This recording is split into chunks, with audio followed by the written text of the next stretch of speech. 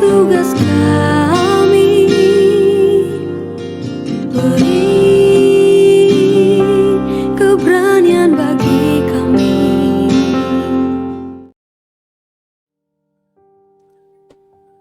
Shalom semuanya, selamat malam. Kembali dalam program Deep Talk with Pase pada Rusan Alkitab ya.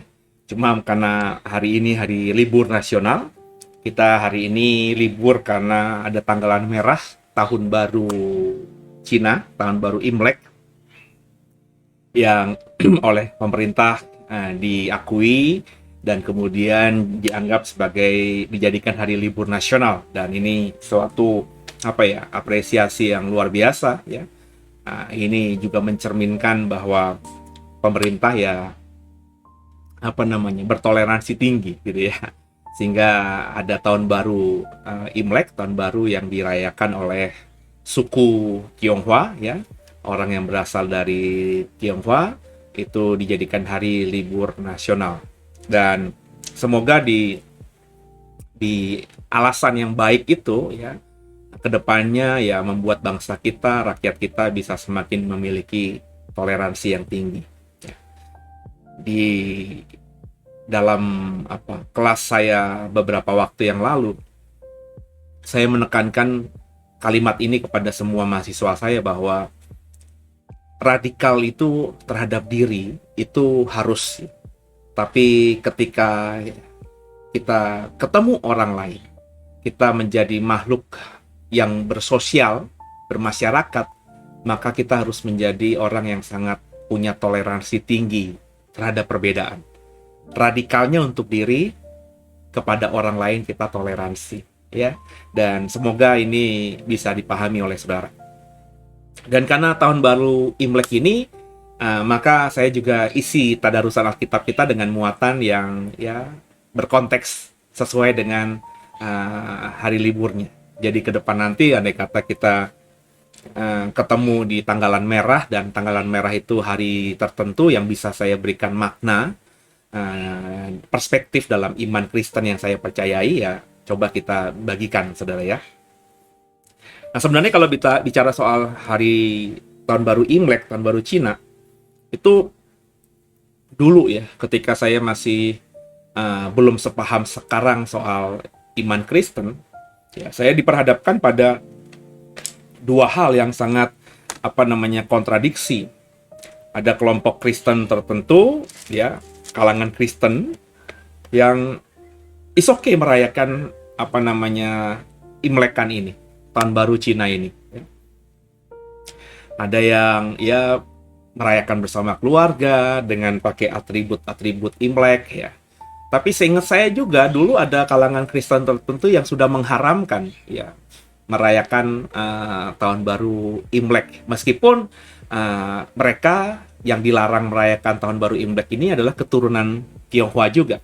Ya kayak saya orang Jawa dilarang merayakan hari tahun baru Imlek, ya is okay gitu, karena saya memang budayanya kan bukan itu.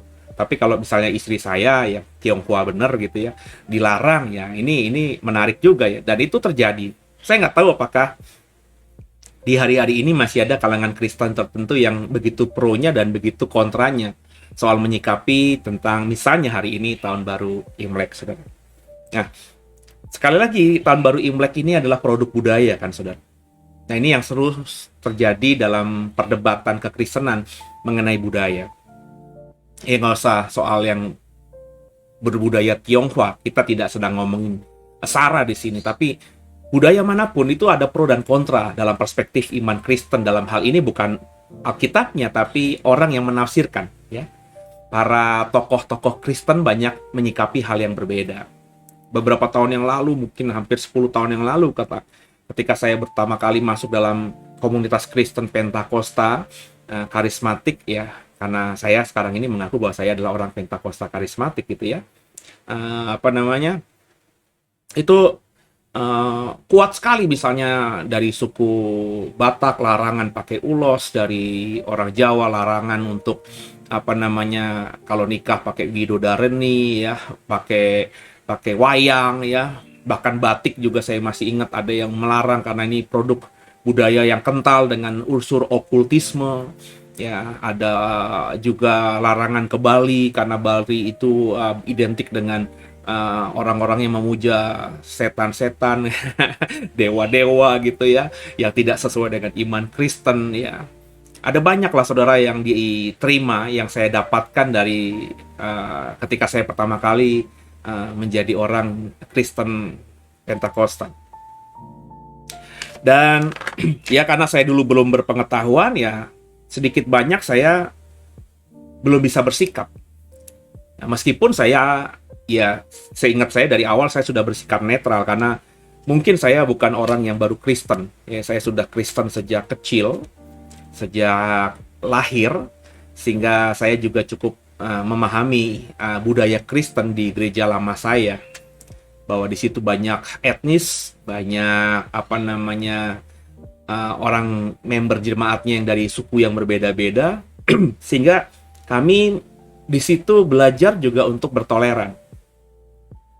Kalau misalnya ibadah rumah tangga di rumah orang yang Batak, pasti di situ ada masakan-masakan lapo.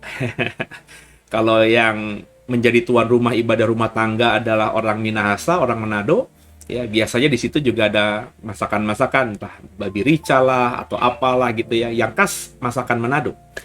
Dan kalau itu misalnya ibadah rumah tangganya di rumah ibu bapak saya yang orang Jawa, tentu mungkin di situ ada sup Brenebon, tapi sup Brenebon ala ibu saya yang orang Jawa. Tapi relatif kebanyakan ya masakan-masakan Jawa, ya.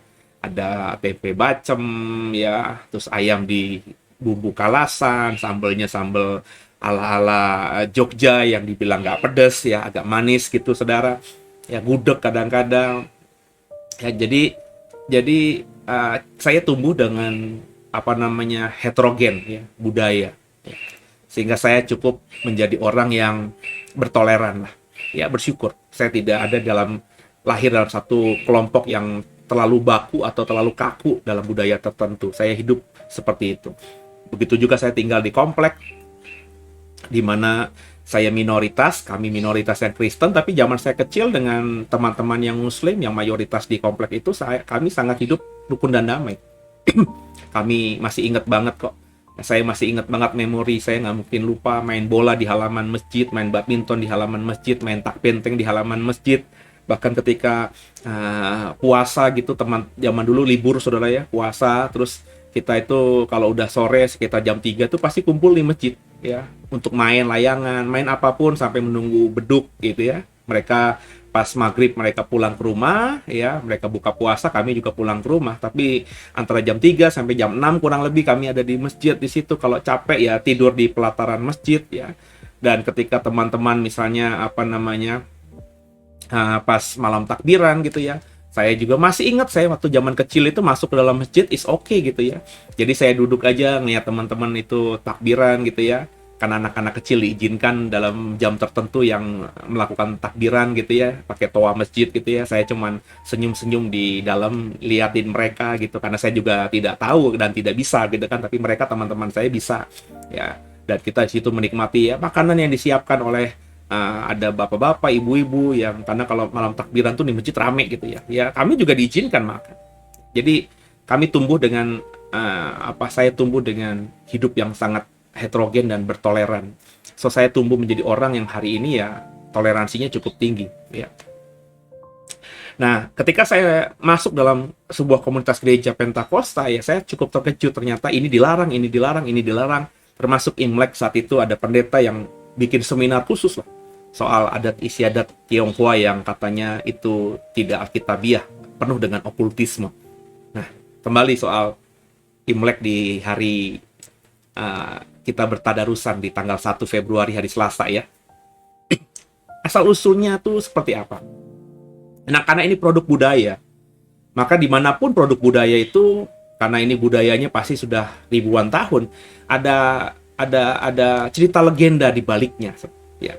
Nah, kalau saya mempelajari Imlek ya, itu konon ada legendanya itu zaman dulu ribuan tahun yang lalu ada makhluk yang disebut monster lah gitu kurang lebih ya. Namanya Nian. Namanya Nian, dan monster itu ingin menyerang sebuah desa. Jadi monster yang menakutkan ini ingin menyerang sebuah desa, dan karena penduduk desa itu tahu bahwa akan diserang oleh Nian, monster yang sangat menakutkan ini, maka penduduk desa itu mencari tahu ya apa yang bisa menyebabkan agar makhluk monster yang menakutkan namanya Nian ini tidak bisa menyerang desa mereka. Hasil penelitian mereka kurang lebih begitu ya. Mereka menemukan bahwa Nian, si monster menakutkan ini, akan takut jika ada suara-suara keras yang ditimbulkan, ada cahaya atau terang yang begitu luar biasanya dinyalakan, ada terang yang luar biasa, dan juga Nian ini takut dengan warna yang bernuansa merah. Ini konon ya, legendanya begitu. Makanya dulu ketika penduduk desa ini sudah tahu bahwa Nian ini kelemahannya ini, nah di hari yang dipercaya Nian itu akan menyerang desa tersebut, mereka menyalakan petasan ya dengan suara yang keras. Tarter, tarter, tarter. Mereka juga menyalakan kembang api. Mereka menyalakan lentera, sehingga ketika malam itu ya desa itu terang benderang. Ya penuh dengan ledakan, ya berarti kan orang nggak tidur gitu ya, orang berjaga-jaga semuanya. Ada suara ledakan, ada cahaya kembang api yang ditembakkan ke langit, terus rumah-rumah semuanya memasang lentera, setiap orang berjalan memegang lentera, sehingga desa itu di malam hari ya terang benderang, rame begitu. Dan kemudian semua orang berbaju atau berpakaian merah. Dekorasi rumah, dekorasi semuanya itu dibuat warna merah. Warna yang konon katanya menakutkan bagi si Nian. Makhluk yang sangat, monster yang sangat menakutkan ini. Maka legenda inilah kemudian yang dipakai, yang melatar belakangi setiap tahun baru Imlek. Bapak, Ibu, dan saya kalau merayakannya pakai baju nuansa merah. Ya nggak sih? Kemudian ada lentera, ada kembang api. Ya, ini malam kemarin saja ya, Senin malam atau semalam yang tahun baru Imlek, yang saya nggak dengar ada petasan.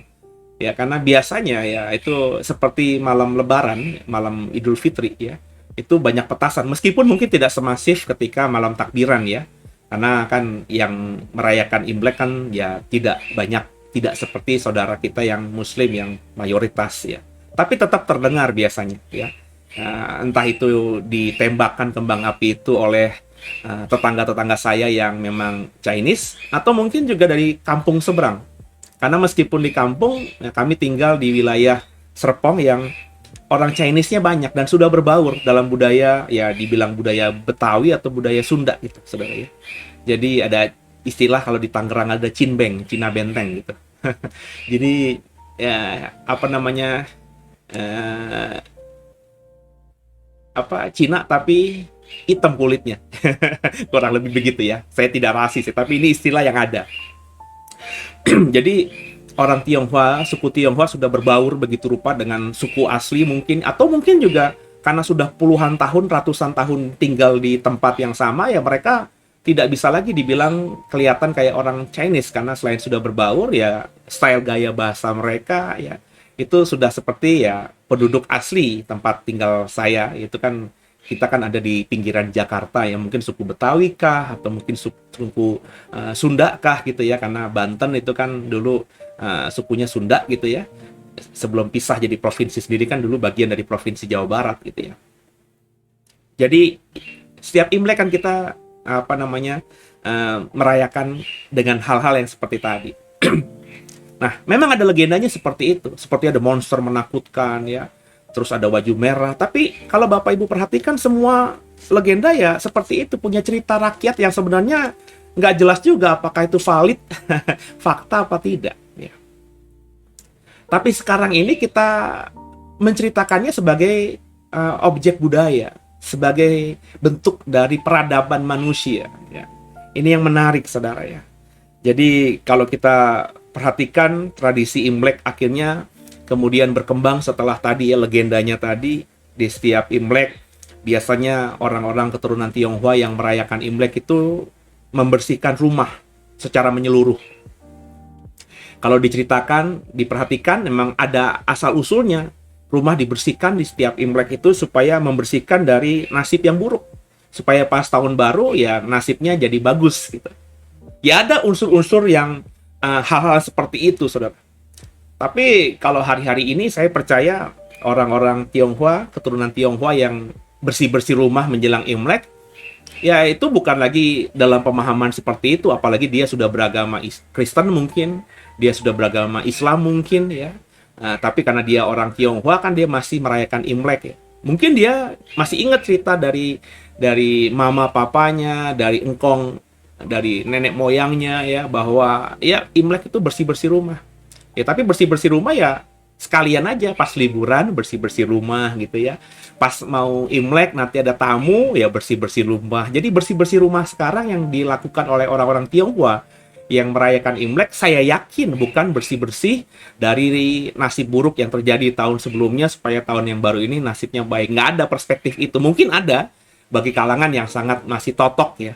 Tapi kalau orang Tionghoa itu udah misalnya Kristen ya, sudah juga modern, saya yakin pola pikir seperti itu udah nggak ada. Saya nggak mikir gitu orang-orang Tionghoa yang di Amerika sana yang sudah sangat modern dan sudah apa namanya sangat berpikiran liberal dan barat banget gitu ya. Terus dia Imlek dia bersih-bersih rumah karena masih percaya nasib buruk dan nasib baik gitu ya. Atau ngusir roh-roh jahat. Saya rasa sudah tidak seperti itu. Tapi mereka tetap bersih-bersih karena sebagai budaya mereka, sebagai orang Tionghoa, kalau Imlek itu kalau dituakan ada banyak yang lebih muda datang ke rumah, bertamu kurang lebih begitu. Ya. Jadi kalau bertamu masa rumah kotor, maka sengaja dibersihkan ya. Mungkin dibersihkan secara menyeluruhnya ya pas cuma setahun sekali. Karena keluarga besar kumpul di rumah kita ya setahun sekali bertepatan dengan tahun baru Imlek.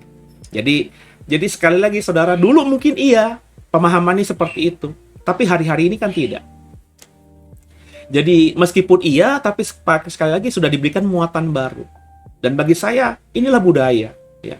Budaya itu pemahamannya selalu berkembang. Ya. Dulu ya orang Jawa kayak saya, mungkin keris itu ya untuk membuatnya nggak sembarangan, hanya empuk-empuk saja, empuk pembuat keris itu orang yang berilmu. Jadi keris itu dibuat oleh orang yang berilmu. Disebut berilmu karena dia tirakat, dia punya ilmu kebatinan, mungkin punya ilmu silat yang tinggi, dikjaya. Sehingga ketika dia buat kerisnya itu yang bagus sekali dan mungkin diisi dengan ilmu-ilmu itu. Sehingga keris itu menjadi bukan cuma senjata yang mematikan, tapi punya wibawa, menaikkan wibawa karisma dari orang yang memilikinya. Mungkin saja dulu seperti itu, keris itu saudara. Tapi kalau hari ini Bapak Ibu beli keris-keris itu di pasar Klewer di Solo sana, atau di pasar-pasar tradisional di Jawa sana, itu ya kita beli ya keris biasa aja yang diproduksi massal sebagai aksesoris sebagai orang Jawa yang kalau misalnya pakai beskap atau pakai pakaian Jawa harus selipkan keris di belakang. Seperti kalau Bapak Ibu orang Jawa, terus ada pernikahan adat Jawa, maka kita yang keluarga dekatnya kan memakai belangkon, memakai beskap gitu ya, pakai kain. Dan biasanya kalau laki-laki, kalau saya dulu jadi pagar bagus, ya kayak orang ganteng aja gitu ya. Dikasih keris juga, tapi kerisnya nggak ada apa-apa karena kerisnya dibuat massal. Kita tidak pungkiri dulu mungkin seperti itu. Ada okultisme, ada perdukunan, ada ilmu-ilmuwan yang dimasukkan. Tapi hari-hari ini kan tidak. Dan saya percaya orang Kristen Jawa yang berbaju Jawa, pakai belangkon, pakai beskap, dan pakai keris hari ini, kerisnya itu dipercayai ada isinya. Saya yakin nggak, itu hanya produk budaya saja. Identitas saja.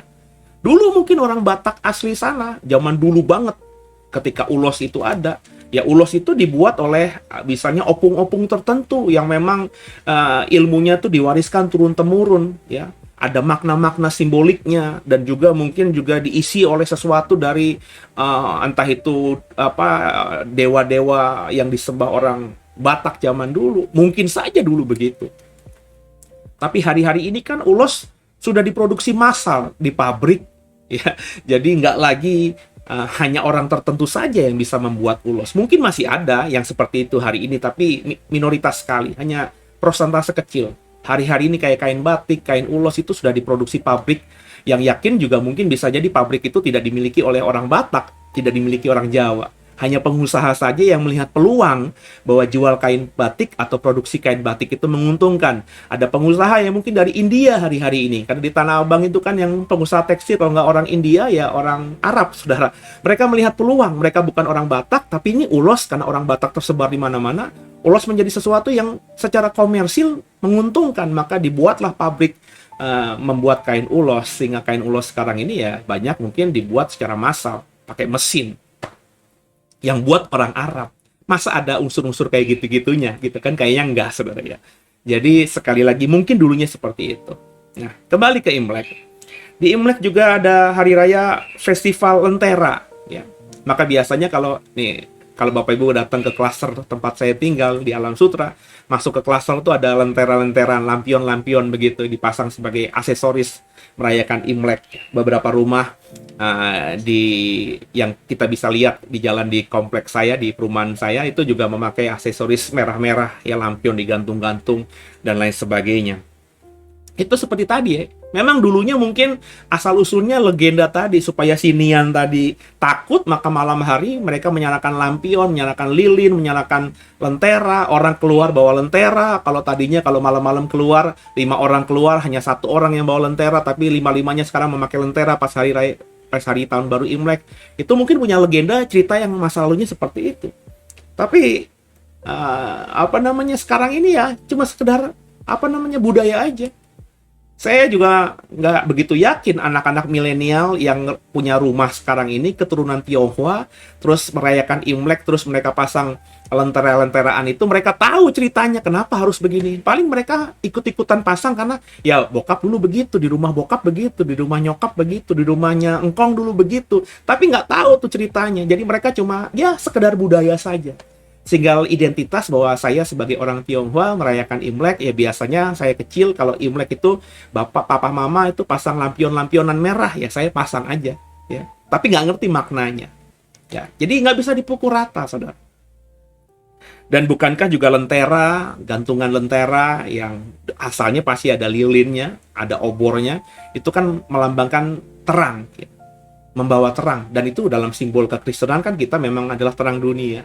Jadi, apapun produk budaya itu tergantung siapa yang melihatnya, siapa yang menilainya. Nah, kalau Bapak Ibu menilainya itu dari masa lalu, ya maka Bapak Ibu akhirnya berpikiran bahwa ini nggak boleh, ini nggak boleh, ini nggak boleh, ini okultisme, ini perdukunan, ini setan semuanya. Padahal hari ini, ya, itu sudah tidak seperti itu lagi. Kalau kayak saya, karena saya sudah melihat sekarang ini pakai perspektif kekinian gitu ya, nggak ada. Mungkin masih ada, tapi bukan general atau bukan umum lagi.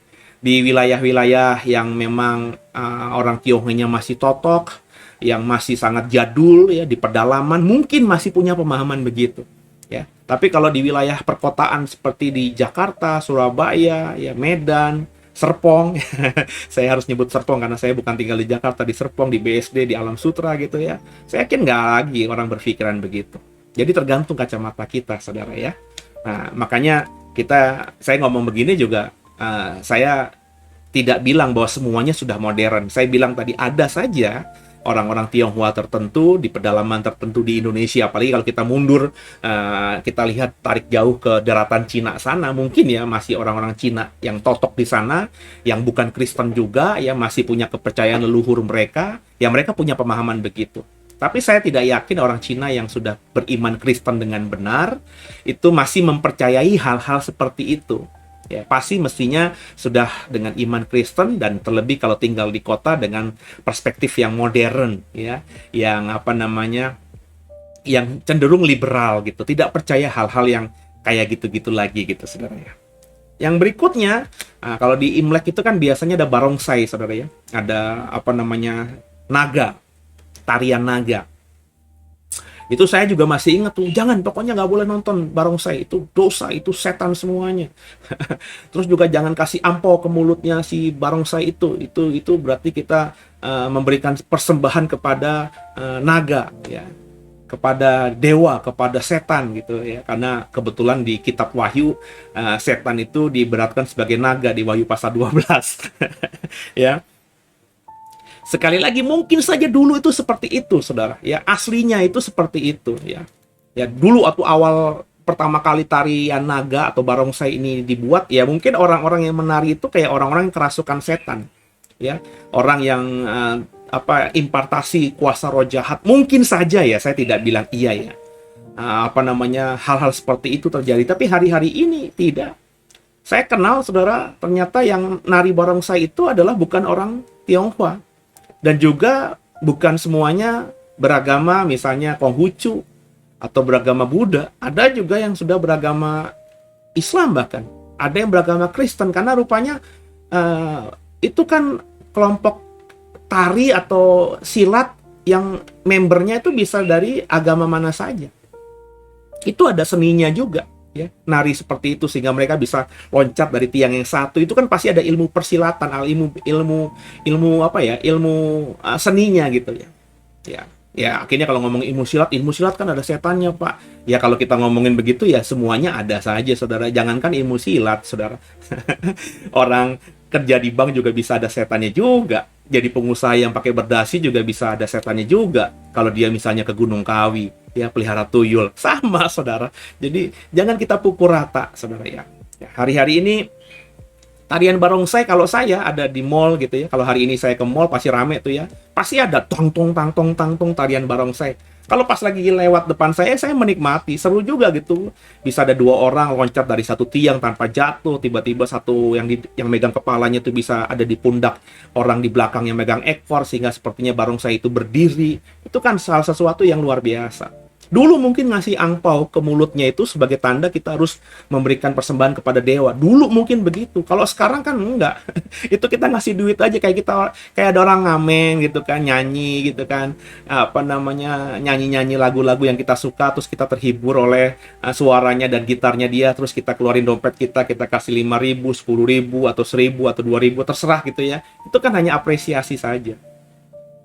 Kalau sekarang ngasih uang ke mulut barongsai itu ya diambil sama yang megang kepala itu, terus kantongin ya, terus nanti selesai mungkin ya kumpulnya berapa ya dibagi-bagi ke sanggarnya berapa ya, ke kelompok seninya berapa, sisanya dibagi-bagi rata sehingga yang ikut tampil itu semua dapat berkat, kan begitu, saudara ya. Jadi hanya simbol budaya saja.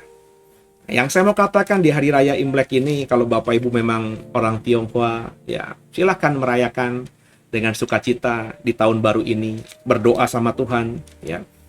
Jangan takut juga, ini tahun baru Cina, ini punya latar belakang budaya yang tidak Kristen. Lah tahun baru Masehi emang dilatar belakangi oleh hal-hal yang alkitabiah, saudara. Gak ada, saudara. Ya, kalau mau bicara sungguh ya, meskipun itu yang buat adalah kaisar Kristen, kaisar Romawi yang Kristen, tapi itu masih sangat dipengaruhi oleh budaya-budaya masa lalu juga, saudara. Jadi Yesus nggak pernah secara spesifik menentukan ini tahun baru Kristen yang mana, saudara. Disebut Masehi karena mengukur dengan tahun kelahiran Yesus ya, karena memang kaisar Romawi saat itu sudah Kristen dan ukurannya seperti itu. Tapi tepat apa tidaknya nggak ada yang tahu. Jadi jangan sebagai orang Kristen kita mengukur tahun baru yang benar tuh tahun baru Masehi. Tahun barunya Imlek itu nggak benar, tahun baru Islam itu nggak benar. Lah itu mereka punya budaya sendiri masing-masing. Makanya radikal untuk diri, toleran terhadap sesama. Kalau hidup manusia Kristen seperti itu, maka kita akan bisa jadi berkat bagi banyak orang. Jadi terang, jadi garam itu akan lebih mudah daripada kita menganggap orang yang berbeda dengan kita itu adalah musuh kita, ya, melanggar firman Tuhan. Nah, saudara, Allah itu adalah Allah yang berbudaya, saudara. Ya. Allah yang menciptakan manusia, ingat manusia itu gambar dan rupa Allah. Bukankah ini adalah ilustrasi yang paling konkret bahwa Allah itu berbudaya. Ya, manusia memiliki gambarnya, memiliki rupanya. Nah, Allah yang berbudaya dengan membentuk manusia sehingga mirip dengan dirinya ini, ya, dan kita adalah gambarannya, maka kita juga diciptakan punya DNA berbudaya tadi. Maka ketika manusia kemudian bisa membuat patung, manusia bisa membuat hal-hal yang bersifat kesenian, begitu indah, lah karena kita memang punya DNA Allah itu. Karena Allah menciptakan kita seperti gambar dan rupanya. Allah yang menciptakan manusia keren seperti saya gini, seperti saudara, ya, itu berdampak kita yang punya DNA juga menjadi keren, bisa menghasilkan hal-hal yang keren. Tapi kan dulu Pak, patung dilarang Pak, jangan membuat apapun seperti, ya karena saat itu ketika manusia pertama kali bisa memiliki seni, membuat seni patung, mereka akhirnya membuat itu menjadi sesembahan mereka. Ya kan ini kan firman Tuhannya turun ribuan tahun yang lalu, saudara. Makanya jangan membuat apapun yang seperti yang menyerupai apapun, ya, binatang menyerupai manusia itu nggak boleh. Karena memang zaman itu ketika firman Tuhan diturunkan, 10 perintah Tuhan ini diturunkan, faktanya orang membuat patung itu untuk disembah, untuk menjadi dewanya, untuk menjadi terafimnya, untuk menjadi berhalanya. Itu faktanya zaman itu. Tapi hari-hari gini apakah orang bikin patung itu untuk itu? Saya yakin orang-orang atau pematung-pematung di Jawa, di sekitar Prambanan, Borobudur, di sekitar Bali, itu membuat patung untuk apa? Untuk hidup mereka. Karena mereka punya jiwa seni tinggi, mereka bisa memahat, mereka bikin patung ABCD, dijual, dapat cuan, dapat uang, mereka bisa hidup, keluarga bisa hidup, bisa bayar pegawai juga. Jadi unsurnya udah berbeda, saudara. Jadi baca Alkitab itu ya harus sesuai dengan konteks, ya. Harus sesuai dengan pemahaman. Ya, kalau saudara nanya, Pak Seno berarti banyak patung di rumahnya ya? Ya kebetulan tidak, karena saya bukan penikmat patung gitu. Saya tidak bisa melihat, ya, saya kadang-kadang mengagumi seni patung, seni pahat tertentu, tapi sekedar itu saja. Keinginan untuk membeli, kemudian menjadikannya sebagai hiasan di rumah itu tidak ada. Makanya saya nggak punya patung-patungan itu. Tapi di rumah ibu saya, nah ibu saya itu nggak tahu sama bapak saya itu kalau kemana-mana tuh pasti beri cenderamata gitu. Ke Jogja, ke Solo, ke Tulungagung. Tulungagung itu ada sentra pembuatan itu bapak ibu marmer gitu ya. Itu yang dibeli ya patung-patungan kecil kayak harimau, kayak apa, itu kan patung meskipun dibuat dari marmer ya. Ya ibu saya, bapak saya dulu punya kebiasaan seperti itu. Kalau saya tidak menikmati hal itu, maka di rumah ibu saya ada patung kuda, ada patung binatang-binatang lain, ada buah-buahan juga dibuat dari marmer, dari kayu-kayuan. Mereka menikmati, tapi saya nggak pernah lihat mereka menyembah itu. Jadi jangan mengukur orang itu hanya sekedar berdasarkan misalnya firman Tuhan, dan kita paksakan itu mereka sudah melanggar firman Tuhan. Ini makanya seorang penafsir Alkitab juga harus belajar sejarah. Kenapa Tuhan berikan firman Tuhan itu? Ya, di zaman Israel ketika ada di Gunung Sinai itu. Karena memang budaya zaman itu seperti itu.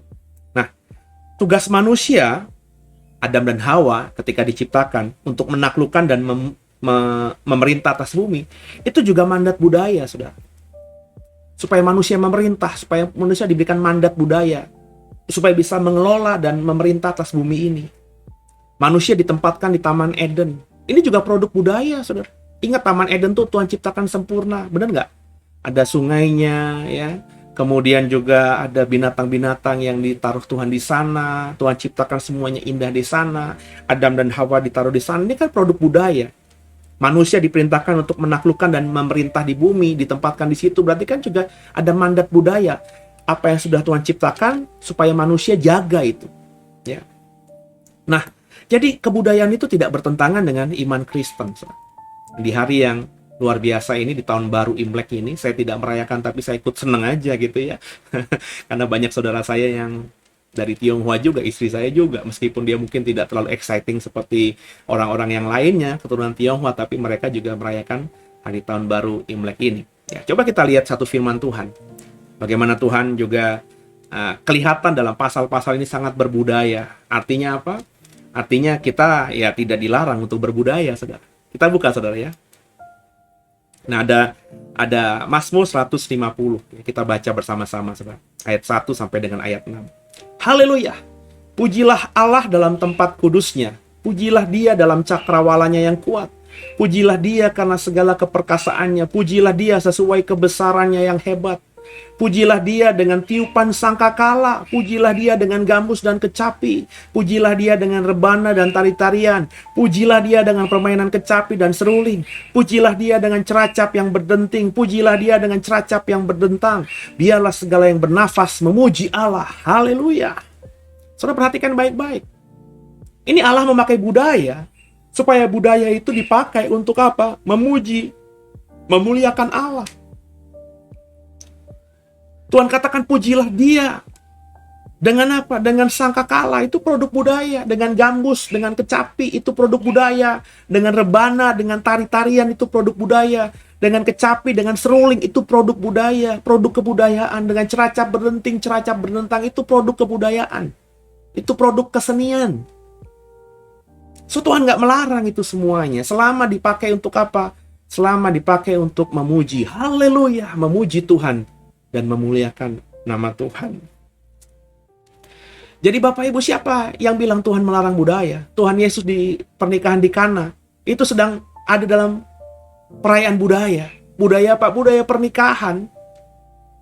Adam dan Hawa nggak ada gitu pesta-pesta. Saya yakin juga Kain Habel dan juga manusia-manusia yang zaman dulu itu ketika nikah ya nikah gitu aja, nggak ada apa namanya pestanya. Tapi di zaman itu, di zaman Tuhan Yesus, dalam pernikahan di Kana ada anggur di situ.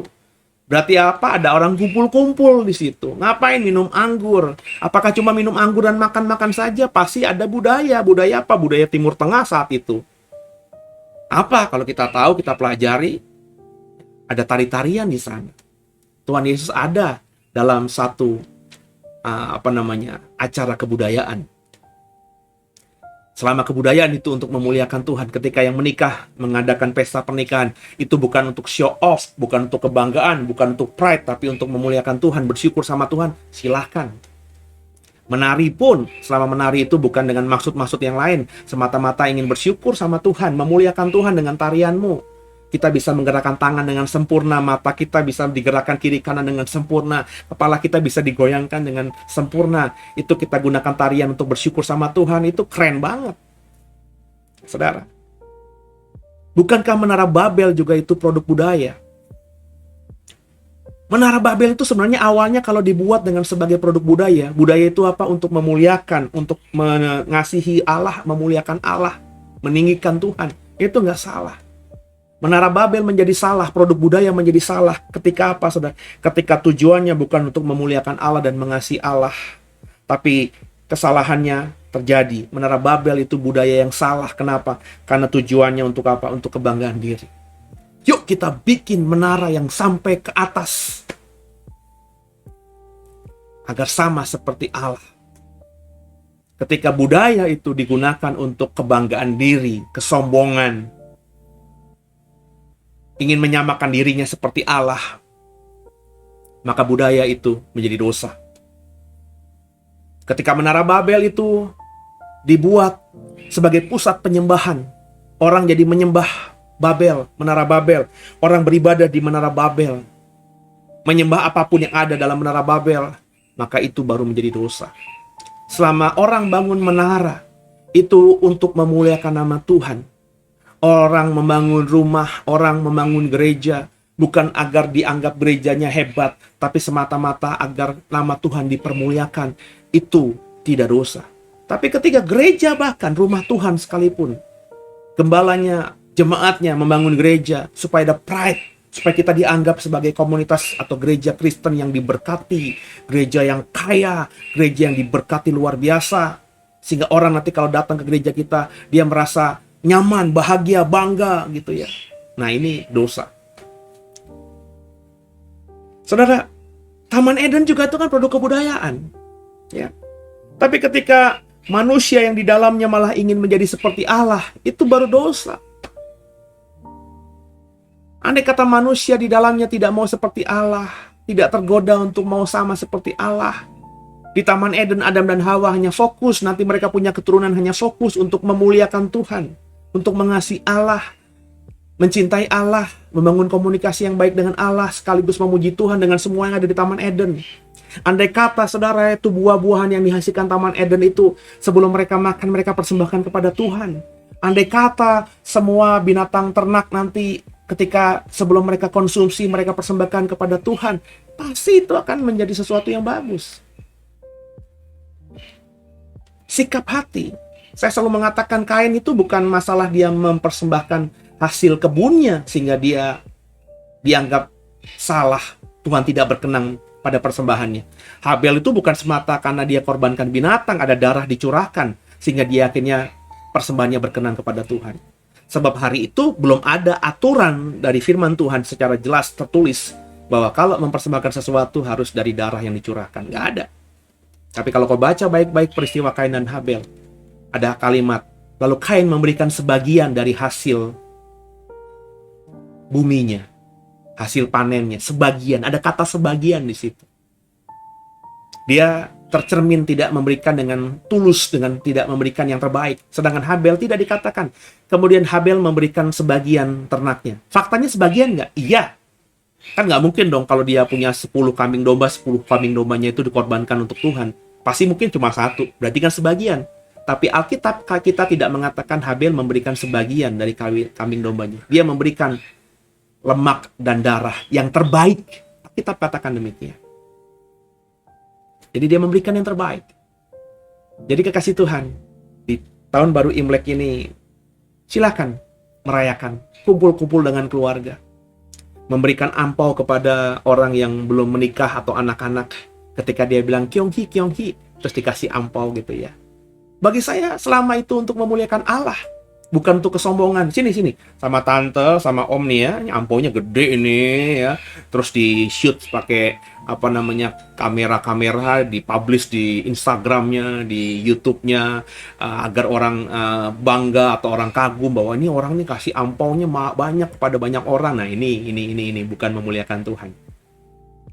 Tapi kita sebagai orang Kristen, kita sebagai om dan tante, keponakan kita datang, kyonghi om, kyonghi tante, ini ada berkat Tuhan buat dipakai yang baik ya, beli buku ya, beli Alkitab ya, beli mainan yang bagus ya, iya om, dari Tuhan ya nih ya, iya om, bukankah itu bagus? Ini dari om nih. Bersyukur punya om tajir. Nah, ini bukan memuliakan Tuhan, itu yang dosa. Jadi semua budaya saudara, silahkan saudara kemas dengan kemasan yang baik sesuai dengan firman Tuhan. Saya ke Borobudur sebagai orang Jawa kan bukan untuk menyembah.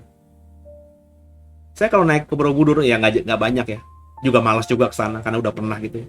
Tapi kalau saya sampai ke atas dulu, saya merenung, luar biasa ya orang zaman dulu ya. Meskipun tujuan mereka untuk membuat kuil bagi dewanya, tapi saya berpikir dengan cara yang berbeda. Dengan teknologi yang terbatas saat itu, mereka bisa buat bangunan yang luar biasa ini, yang masih bisa kita lihat setelah ribuan tahun kemudian. Tuhan tuh yang menciptakan manusia tanpa pandang bulu. Dia berikan berkat kepintaran, kehebatan, bukan saja kepada umatnya, kepada manusia lainnya yang tidak percaya kepadanya pun diberikan hal yang sama. Terus saya di puncak Borobudur bisa berkata, Tuhan, luar biasa kau. Bisa mengagumi Tuhan. Padahal ada di Borobudur. Yang dianggap sebagai candi atau kuilnya orang-orang Buddhis, orang-orang Buddha. Tapi saya di gereja, ya, ketika saya bangga dengan gereja The Way saya, wah ini hebat ini, kalau bukan karena saya nggak ada seperti ini. Wah ini semuanya karena iman saya. Meskipun saya di dalam gereja, saya sedang tidak memuliakan Tuhan. Saya sedang membanggakan diri saya sendiri. Jadi ironisnya terjadi, di Borobudur saya memuliakan Tuhan, di gereja saya membanggakan diri saya sendiri. Nangkap ya saudara ya? Jadi selamat tahun baru Imlek. Ini katanya tahun macan air. Saya nggak tahu itu macan air apa. Mungkin itu ada maksud-maksudnya. Ya tapi kita sekarang cuma ngomong aja macan air. Dalam otak saya macan air, mungkin macan yang main di air. Macan itu perkasa, air itu dingin. Mungkin kita akan menjadi orang yang akan diberkati Tuhan di tahun ini, tapi kepalanya lebih dingin, berpikir lebih rasional. Ya saya imani aja pemahaman itu yang Tuhan taruhkan di hati saya. Kalau orang-orang yang kina totok punya pemahaman lain, ya, yang dia pakai dari ilmu, misalnya primbonnya mereka, dari dukun-dukun mereka, ya biarin aja. Saya nggak percaya itu. Yang saya pahami ya macan air, macan itu perkasa, raja hutan, ya, binatang yang paling mengerikan, punya kekuasaan yang luar biasa, punya kekuatan luar biasa. Air itu tempat kehidupan, ya. Wah mungkin tahun ini saya mengimani masuk tahun baru Imlek 2022, tahun macan air. Saya akan diberkati Tuhan jadi orang yang punya kekuatan, sekaligus juga yang bisa memberikan kehidupan. Atau kepala saya dingin karena air tadi. Nah itu yang saya pahami dengan macan air. Nah saudara masuk tahun macan air, apa pemahamanmu? Jadi Kyonghi Pacai, ya, Tuhan berkati tahun ini sehingga semua kita akan terus bisa jadi berkat juga dong bagi banyak orang. Ingat, kalau diberkati berarti tugasnya jadi berkat bagi banyak orang. Supaya kita terus jadi terang, jadi garam, jadi berkat bagi sesama. Terakhir, radikal untuk diri, toleransi untuk sesama. Semoga jadi berkat buat semuanya. Haleluya. Banggaku punya Bapa sepertimu yang tak pernah meninggalkanku. Ya, sedemikian aja padarusan Alkitab kita, meskipun tidak membahas Matius pasal yang ke-7 yang mestinya kita harus bahas, saudara ya. Tapi saya mengajak kita untuk memaknai hari libur ini. Dan bersyukur, berbahagialah yang sudah memasuki tahun baru yang dipercayanya dalam budayanya sebagai tahun baru. Ya, saya berdoa semua kita bisa masuk di tahun baru macan air ini dengan berkat yang luar biasa yang datangnya dari Tuhan yang kita sembah dengan sungguh. Tuhan Yesus memberkati, dan sebelum kita akhiri, saya mengajak kita semua untuk berdoa. Bapa, kami mengucap syukur buat malam hari ini, lewat tadarusan yang agak unik karena kami sedang ada di hari libur nasional tahun baru Imlek. Kami bicara soal Imlek itu, sehingga kami yang Kristen bisa lebih memahami, mengerti, dan juga bisa mengekspresikan sesuai dengan pemahaman iman yang kami percayai, yakni percaya Yesus Kristus adalah Tuhan. Bapa yang baik, biarlah kami terus di hari-hari di tahun yang baru ini menjadi manusia yang takut akan Tuhan, manusia yang diberkati oleh-Mu dengan limpah, sehingga kami bisa jadi berkat bagi banyak orang. Ampuni salah dosa kami. Yesus Kristus adalah Tuhan Juru Selamat kami yang hidup, dan ke dalam tangan-Mu lah kami serahkan tubuh, jiwa, dan roh kami. Haleluya. Amin. Sekali lagi selamat tahun baru. Kyonghi. God bless you all. Tuhan Yesus memberkati semua. Selamat istirahat.